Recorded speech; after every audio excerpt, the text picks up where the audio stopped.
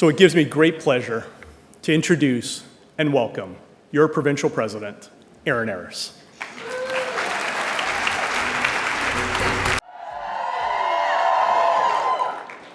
Is it me, or does there seem to be a little bit of electricity in the air? How do you feel?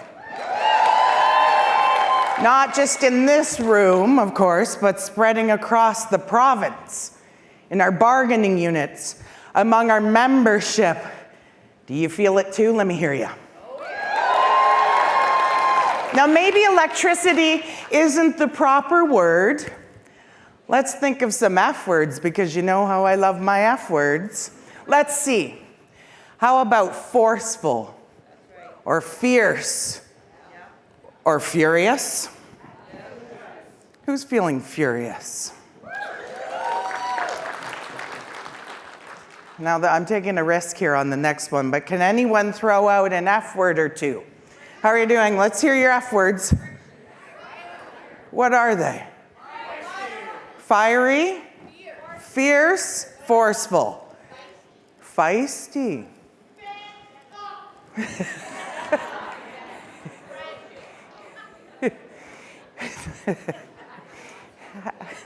There's a Fierce family film that's supposed to be played, and we'll get to that at some point. Okay, so listen, I'll stop with all the F alliterations for the time being. Is anyone here wondering what I Am Ona is all about? Anyone? Why is it our biennial theme? Well, I'm not going to tell you just yet, at least not just yet, but I'm sure it'll become clear soon. So let's get on with our busy business day. How's that? It has been almost 2 years since more than 1,500 of us came together to celebrate our Ona. It was glorious 50 years young, and it seems like eons ago, honoring our forebears and launching our renewed brand. Who remembers all of this? That evolved from our Ona originals to where we are today. And where are we today? We are fighters who will not back down. Do you agree? This is our core as a labor union representing a workforce that is predominantly women. More than 90%, in fact. Did you know that? It was a feisty group of nurses who were fed up with being badly treated and formed Ona in what year? What year? 1973. And now here we are, and we are carrying on their fight. How do you feel about that?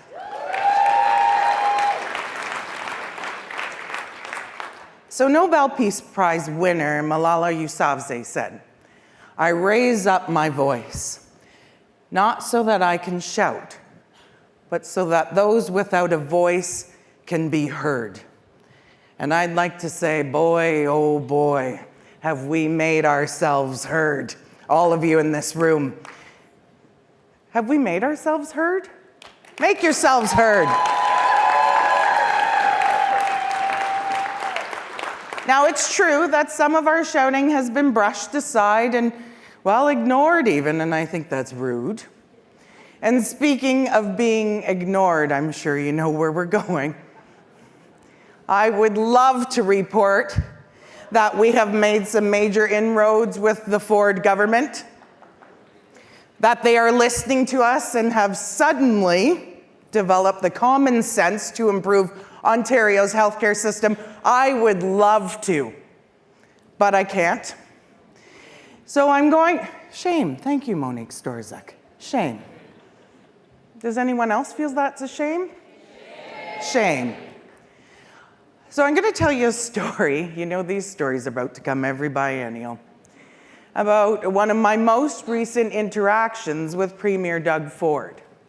Now, this past summer, the Premier Ford, hosted the Council of the Federation, which comprises premiers from across Canada. And this year, the Pomp and Circumstance event was held in Huntsville, just a stone's throw away from the Premier's cottage.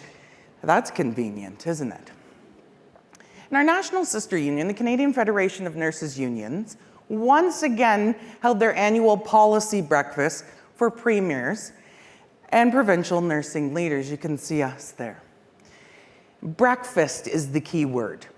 You know, that meal that we normally have in the morning. And this time, Chief Executive Officer Andrea Kay and I, and First Vice President Alan Warrington and myself, we arrived for breakfast at 0640. Seems reasonable, right? Well, 0630 actually. And as one does, we got our coffee and we waited for the premiers to show up. Then it was time for us to join our premier at the table. Well, the premiers began to roll in around 6:40. Saskatchewan, Nova Scotia, PEI, Newfoundland and Labrador, New Brunswick, Ontario? Nope. No Ford, of course. Shame. But Health Minister Sylvia Jones sort of meekly entered the room. And this is the first time I've seen her at this event, which I find is pretty interesting. Now listen, you won't hear me say this very often. I give her credit, she's quick. And when I tried to talk to her, she sort of scooted off like a vampire evading sunlight. And it was kind of like a Miss Pac-Man game, you know, where I was Miss Pac-Man and the minister was sort of one of the ghosts. But anyway, that's how it looked, wasn't it? Confirm for me. Yes, that is how it looked, but I digress. So the breakfast and policy discussion was about to begin. So I was forced to take a seat. And good old Premier Ford's seat was empty, of course. And finally, the Premier shows up. There he is. This is an accurate depiction. During the land acknowledgement, and stands beside the podium before giving his greetings. And he spewed out his laundry list of things that he claims his government has accomplished. Of course, Andrea and I were sitting at our table and we're sort of gapping at the list. Well, let's call them inaccuracies. Inaccuracies such as we've hired the largest number of nurses. Under our government, we cover nursing students' tuition. You get the idea. This is how on and on and on and on and on. Same thing. Talk about misinformation. And when Ford finally sat down beside me, here we go again, the policy discussion began. And we heard UK researcher Dr. Alison Leary underscoring the immutable truth that nursing ratios save lives. We know this. And the presenter compared nurses and healthcare workers to air traffic controllers. And I don't think that's a bad comparison. Both occupations must make immediate life and death decisions. Both have multiple competing priorities at the same time. And both should be driven by safety in ratios. Do you agree too?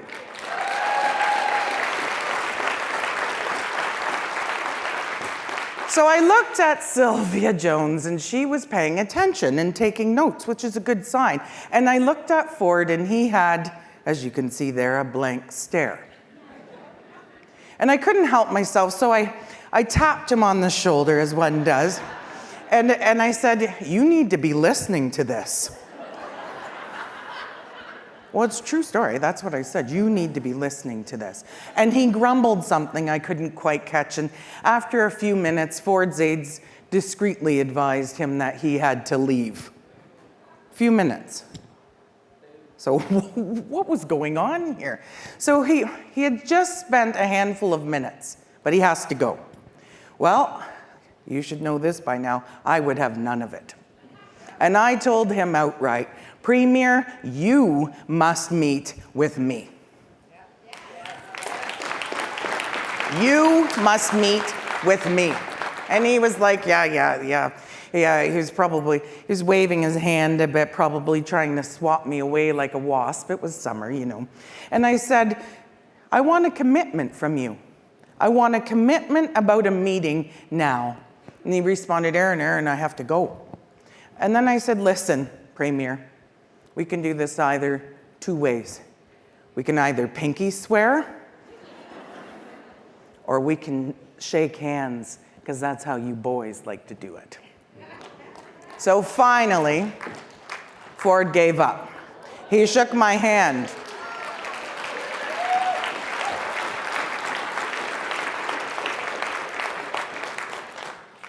His beard looks better in the picture than it did there, and he promised that we would meet. Now I'm going to stop for just a second. I'm going to call a straw vote because I can. Who here thinks that Ford kept his promise and met with me?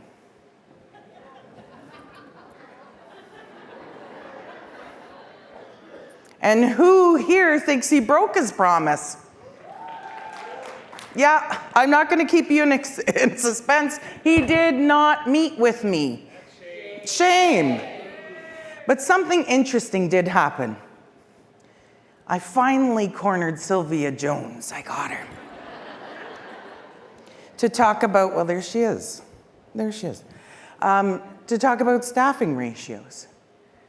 And we're not asking you to reinvent the wheel, I said. And I mentioned ratios for firefighters. Have you seen a fire truck speed down the street with only one firefighter? Of course not. And the same must apply to nurses, I said. We need the same protection. So you know what she said? She said, oh, I've never heard it put that way. That's what she said.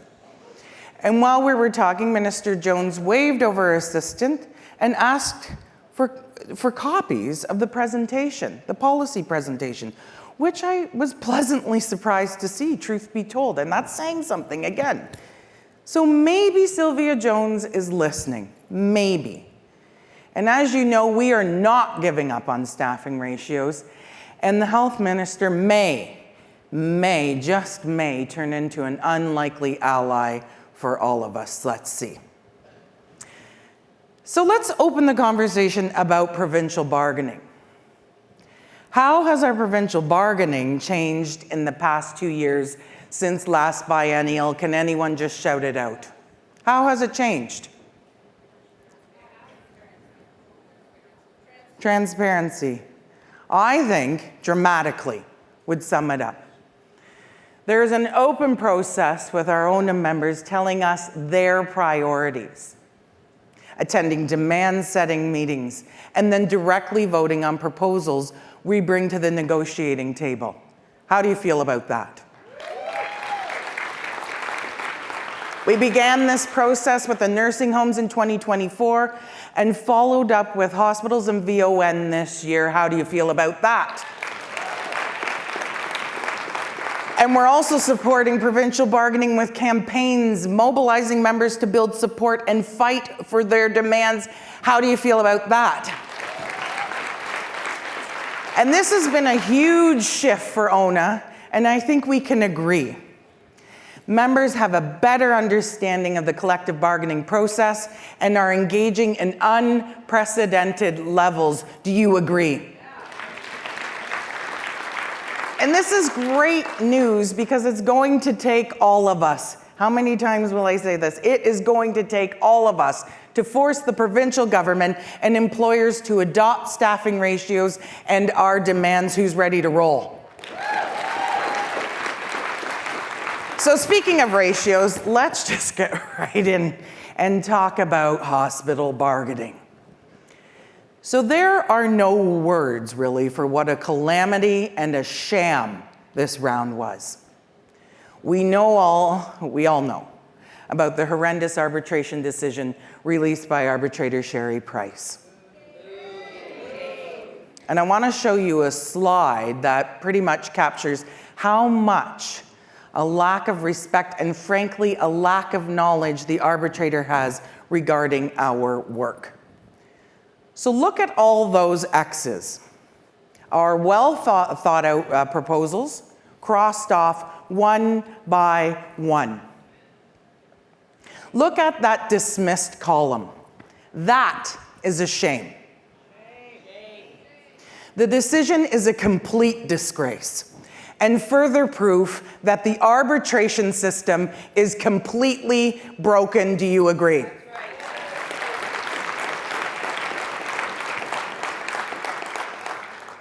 A brief history lesson, if you will. My father's a teacher, I'll do this. Okay, brief history lesson about what we call the Hospital Labor Disputes Arbitration Act, or HILDA. More than 30 years ago, HILDA was created by the provincial government of the day to outlaw strikes by hospital nurses. We were told that our work was so essential that we could not strike. Instead, we should, you can't make this up, should a contract be unable to be freely negotiated, an arbitrator would replicate what we might have gained if we were afforded the right to strike. Okay? And for a brief time, this replication principle meant Ontario nurses bargained meaningfully and were the highest paid in the country, as you would expect in Canada's most expensive and populous province, right? But that was short-lived. And for the past 15 years, arbitrators have been imposing our contracts. Arbitrators have consistently downplayed systemic issues like understaffing, workplace violence, and unpaid work. Do you agree? And arbitrators' decisions favor hospital employers and the provincial government again and again and again. Do you agree? Where is the fairness? Where is the power balance? It doesn't exist. So for proof of that, look no further than the provinces where hospital nurses still have the right to strike. The results are markedly different. Their gains are won at the bargaining table, not in an arbitration room. And ONA members deserve the same bloody thing.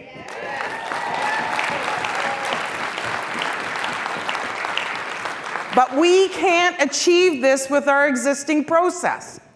We hear members expressing their outrage and their disgust, and I'm going to tell you, everybody on this stage, I don't know about Needy, but I'm sure she does, feels the same.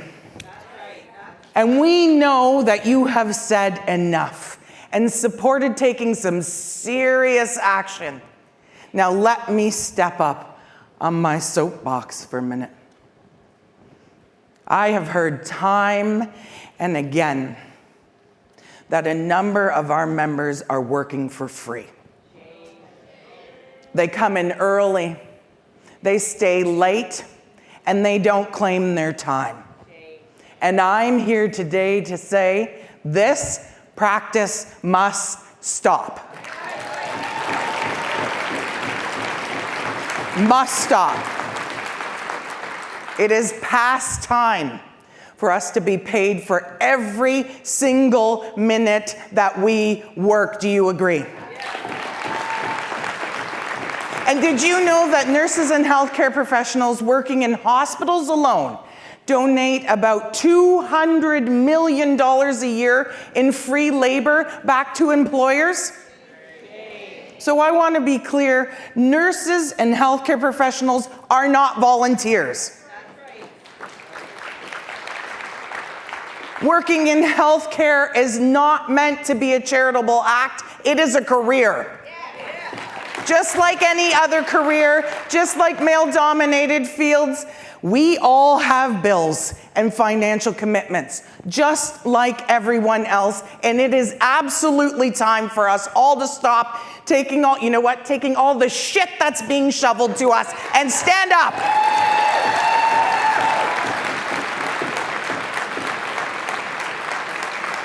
It's time to fight back now and together. Are you in? Are you in? Are you in? Listen, our owner will continue to be fierce and fight for our members, for our professions, and our patients. The line in the sand has been drawn. I think you've confirmed that today, and we are going to cross that line together. You ready?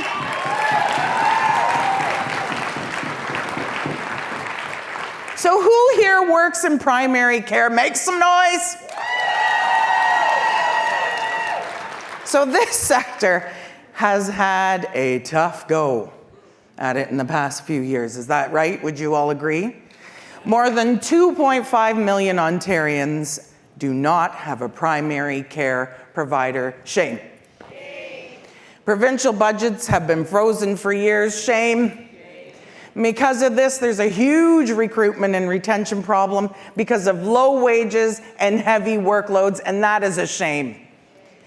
So in 2024, I met with good old Minister Sylvia Jones about primary care and the need to significantly boost the sector. I came away from this meeting, well, angry and dissatisfied is putting it mildly. So we didn't stop. Our demands for primary care, we redoubled our efforts and went around the minister, as one does, and we kept pushing issues through MPPs, talking to our Labour allies, and all over the media. And our Close the Gap primary care campaign launched earlier this year, and the response has been excellent. Hundreds have sent in emails of support for our demands, which includes investing over $500 million each year over the next 5 years to close this wage gap. Do you support that? Yes, you should. And the Ford government appointed Dr. Jane Philpott, the chair of the Primary Care Action Team. And she is responsible, there she is, good old Jane. She is responsible for connecting every person in Ontario to primary health care within the next 5 years. And that is a huge task.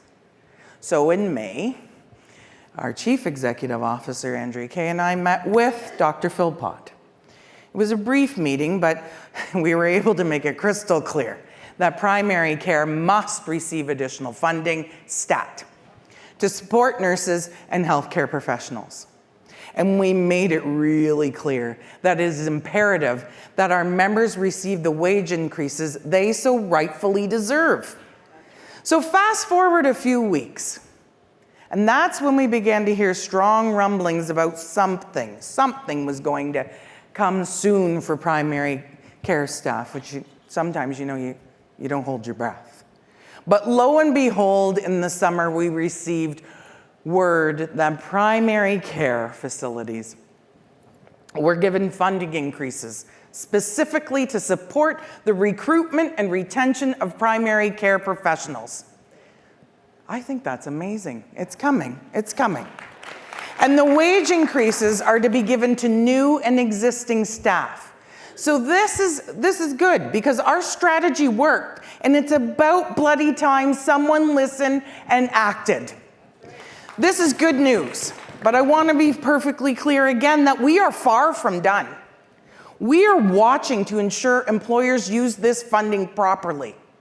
And we have an example right now, and you'll hear about it this week, where it's not being used properly in our view. And we also know that this money is not enough, and we're going to keep pushing. So we continue to demand better for primary care because this sector is Ontario's safety net. We know this. And we all count on primary care for our health and well-being before it turns into an emergency. Do you agree? And who's ready to stand up for primary care?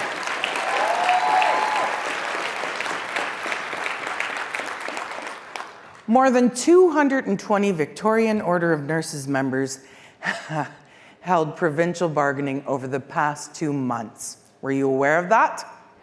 That's right. And what a stark difference between bargaining with them and that we experienced with the OHA. VON bargaining was respectful. I know, everybody's seated, so there's no risk of you falling over in shock. And employers were listening and reflecting upon our demands. And the VON employers came to the table to negotiate a deal. What a fresh concept. So our bargaining on behalf of our VON members will continue later this month, and we're going to keep you up to date. Watch your emails, see what's coming through with that. I want you to stay tuned, but I want to hear it for the VON bargaining team.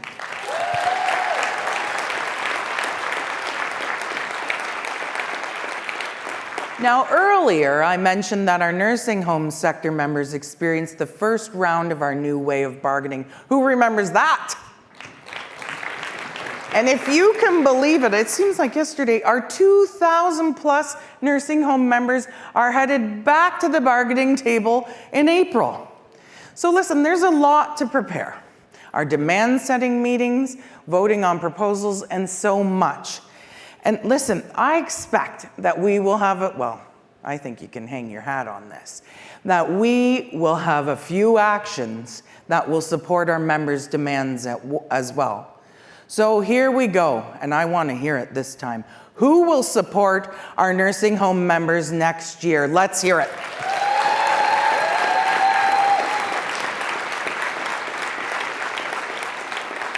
Those claps are binding. I'm watching for all of you when the call comes. All right, let's show a brief video about our actions. ONA members are an unstoppable force that demands respect. At bargaining tables and in the streets, we fight for safe staffing, better wages, and fairness. Our province-wide nursing homes campaign delivered the most significant wage increase in more than 30 years as we fought for care, not profit. Powerful hospital bargaining actions across the province saw unprecedented engagement from members and our allies, calling out understaffing and demanding nursing ratios now. Together, we defended Victorian Order of Nurses members at a rally and media conference demanding the bosses pay fair for home care. We fought for crucial investments in primary care, calling on decision makers to improve wages and close the gap. In public health and every sector, we are keeping up the fight for equal wages and better care in our workplaces and communities. Across Ontario, the fight is far from over. We are rising up and refusing to be pushed around. And when we fight together, we win.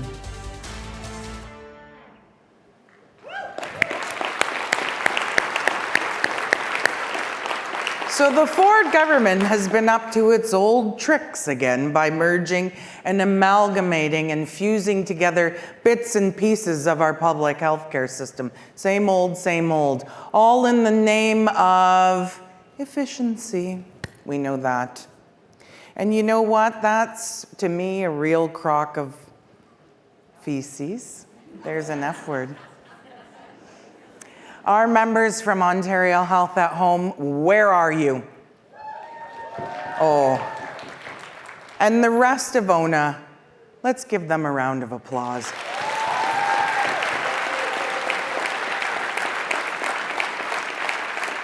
We are proud to represent more than 5,400 members here, and they have faced so much reorganization and realignment in the past few years that it is shocking. And most recently, the government merged all 14 branches into one huge entity. I think you remember me talking about this. And what could go wrong with that, right? An agreement was eventually reached among the employers and impacted unions that there will be 2 bargaining units moving forward. And we're still trying to negotiate what the campaign will look like, how the unions can access members, and when the voting will occur. And all I can say right now, today, is stay tuned, but we'll know shortly. And we will give you updates as soon as we have them. And I really want you to support our Ontario Health at Home members. Are you in? The backbone of our healthcare system, public health, has not been left unscathed by Mr. Ford's mergers and acquisitions spree. 8 public health units in which we represent members are affected by some type of merger. And the dates of the Plus-Florida campaigns and voting are all over the map, to say the least.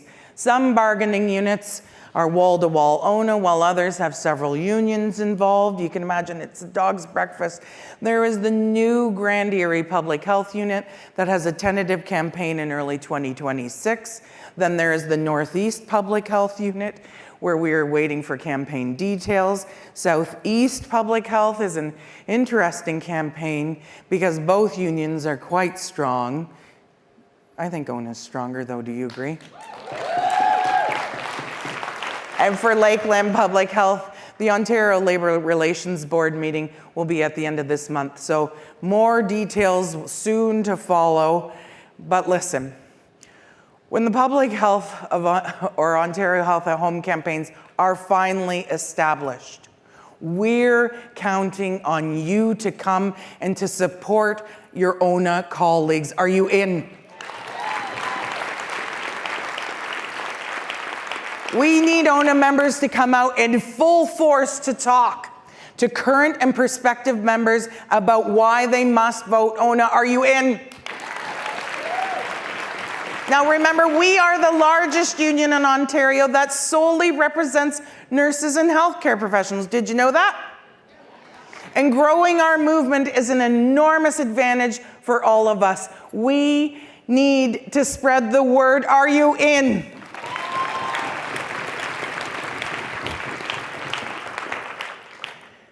Okay. I'm going to take a deep cleansing breath right now.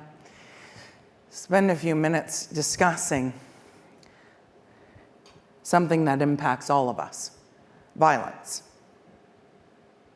Would you raise your hand if you've ever been assaulted verbally or physically while working?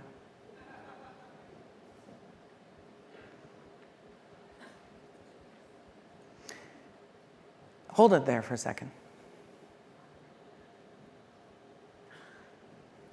Look at this. So I see that pretty much everyone in this room and online has raised their hand. And this confirms the statistics on workplace violence in healthcare. Workplace violence, intimate partner violence. These short, simple phrases do not and cannot come close to conveying the reality of violence. And I know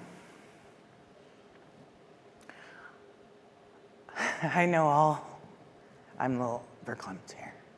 It's overwhelming to see that.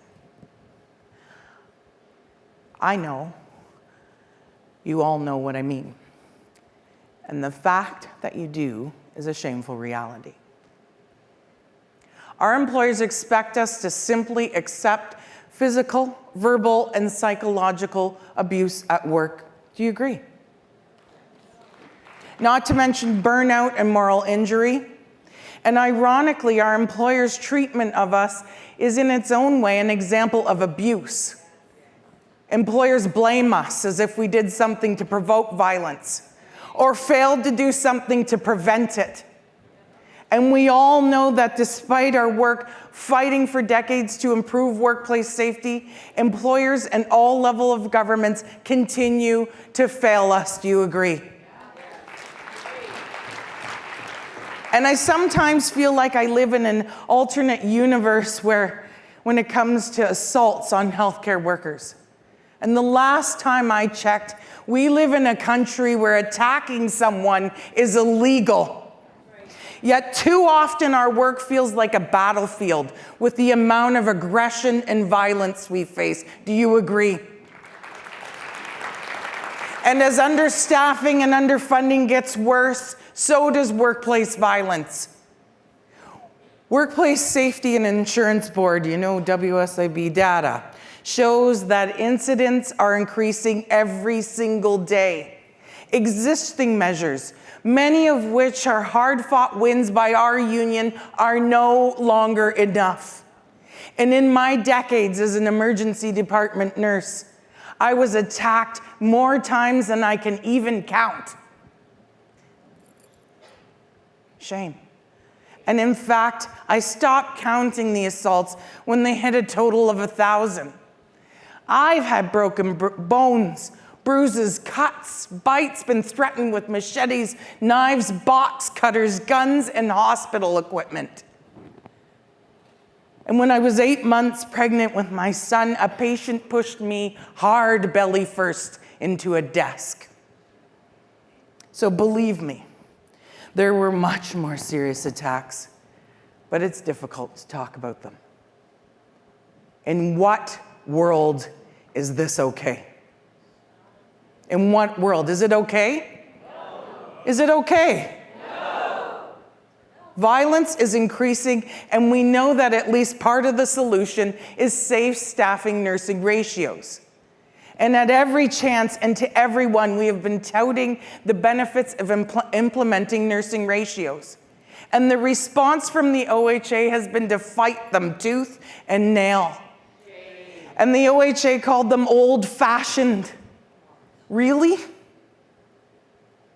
To my knowledge, they were just recently implemented in BC. And we know that in many states where they're put in place, nurse recruitment and retention has improved and patient outcomes have been better. And Ontario continues to disregard evidence and treat nurses and healthcare professionals as less than. So to me, the connection between intimate partner violence and attacks on healthcare workers is crystal clear. Both involve aggression towards women or professions that are overwhelmingly women. Both involve victim blaming. Well, you know what? We simply cannot continue to be silent. We simply cannot continue to be silent. Are you ready?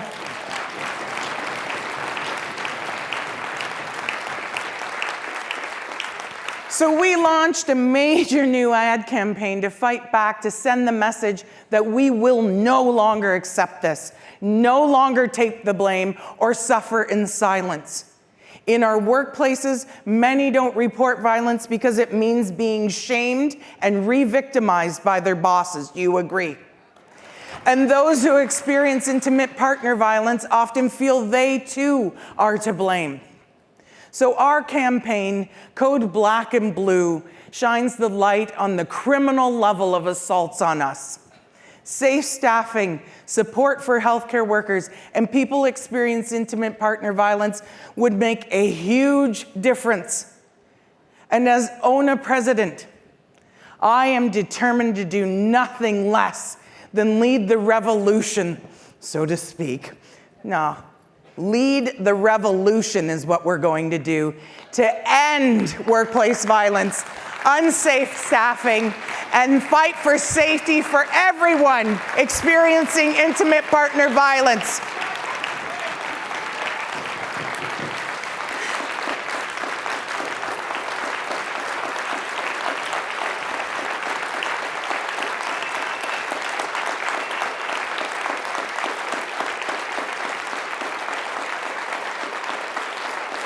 You're good.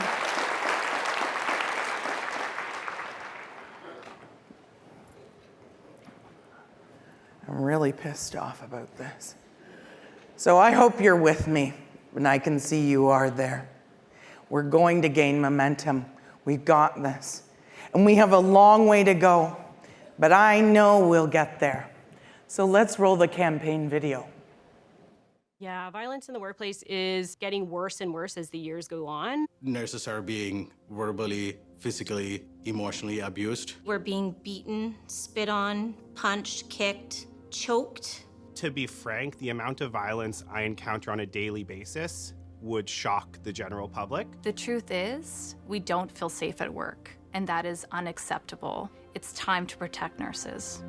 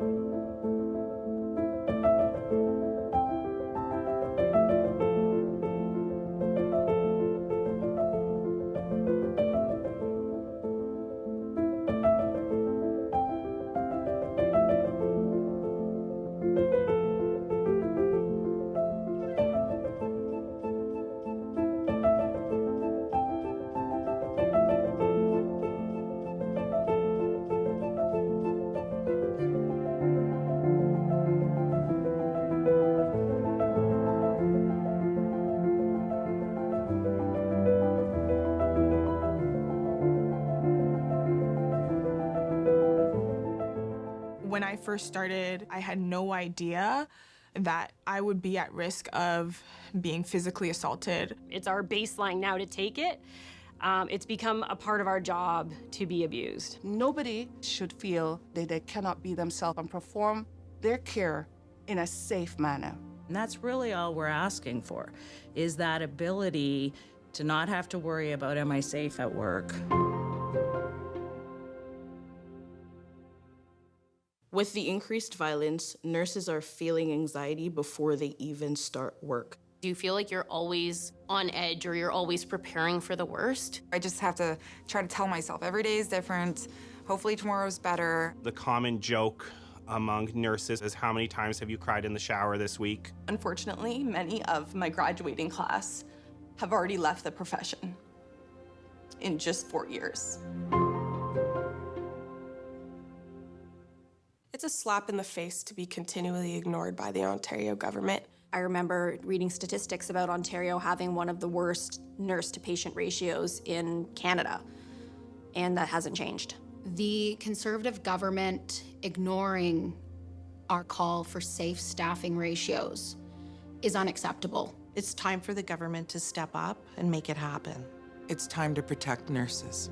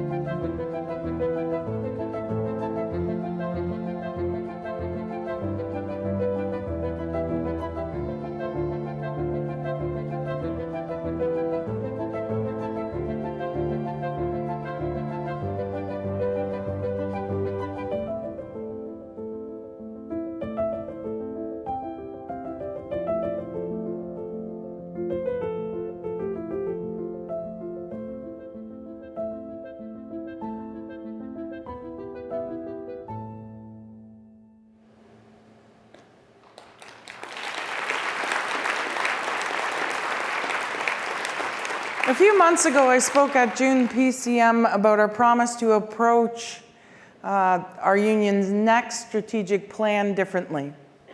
I shared our vision for a process that wasn't just about consultation, but about true democratic participation. Who remembers this? Yeah. A process that puts our members first, again, and in a more powerful way than ever before. And today, I'm thrilled to report that this vision is becoming a reality. The cornerstone of this new approach, our first ever ONA Members Assembly, is taking shape. And in late September, 10,000 randomly selected grassroots members received a special invitation to help set the future course of our union.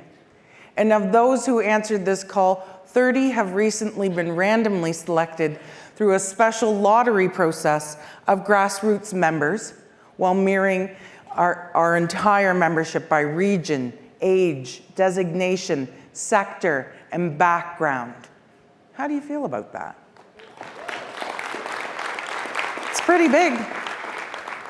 And these 30 members will meet in March 2026, where they will be empowered with the time, the resources, and support they need to learn from experts, deliberate with their peers, and inform the priorities and action of our next strategic plan. So the Assembly's work will not just sit on a shelf, trust me. Their work will form the very foundation of our next strategic plan, guiding the Board of Directors, guiding the Board of Directors as we defined our union's priorities. This isn't just a management or governance milestone. This is a powerful affirmation of union democracy. Do you agree?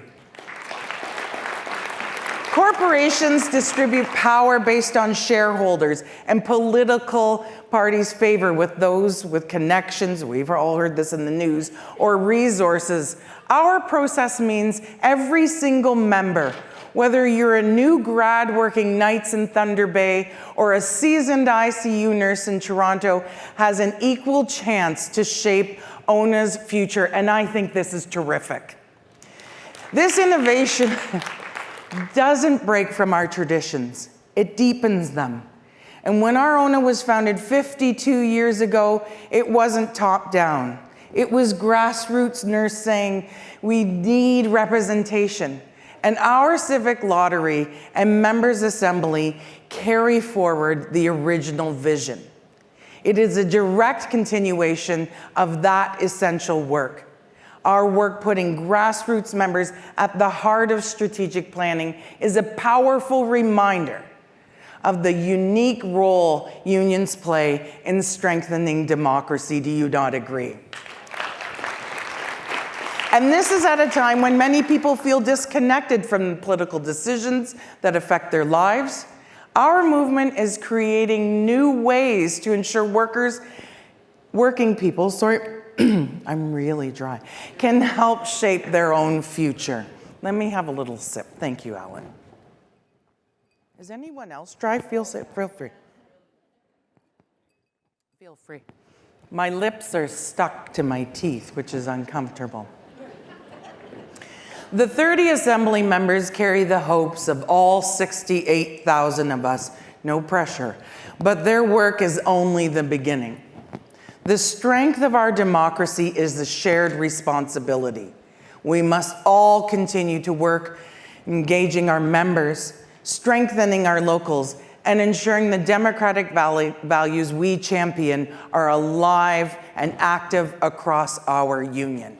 And the board is stoked, aren't we, board?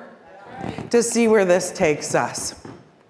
And be sure to complete our members' survey also that will launch today at noon.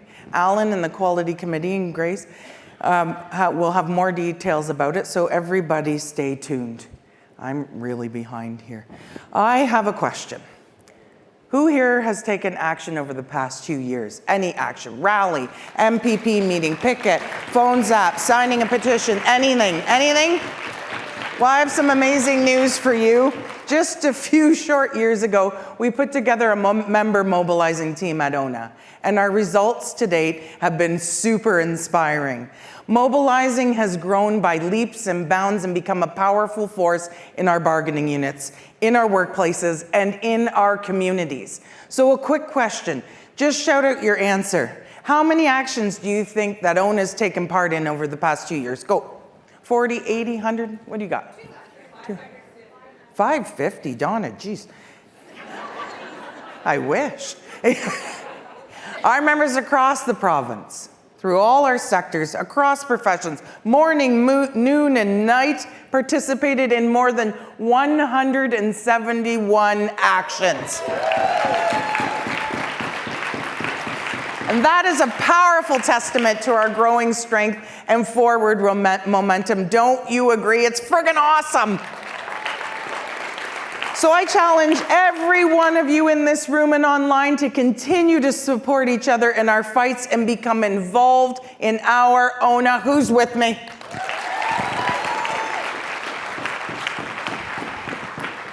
Now, I gotta get to work here. I'm gonna come back full circle. Full circle. Back to the beginning. Is there anything more Canadian than this? And what does I am ONA mean? It means that we all build unity from within, that we engage with each other and support one another, right? We look out for each other and help one another. What matters is that we build solidarity so that it resonates across our membership. It makes us even stronger. We need to be exactly who we are. A big, bold, powerful labor union of more than 68,000 members. Do you agree?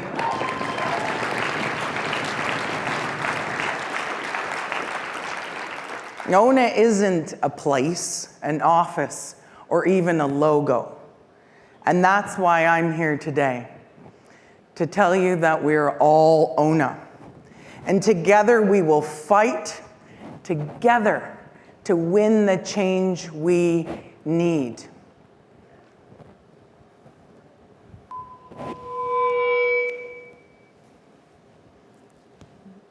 I'm not an angel of mercy or a doctor's assistant, and I don't eat my young or conform to media stereotypes or accept violence as part of the job. I don't know what breaks are, although I'm certain they're really, really nice. And I have a CEO, not an ally. And I'm forced to fight the Ford government, not work with them. And I pronounce it ONA, not ONA, too close to OHA. And I can proudly wear the ONA logo on my lanyard. I believe in hell raising, not staying silent, and diversity, not assimilation, and the need to reclaim my once noble profession.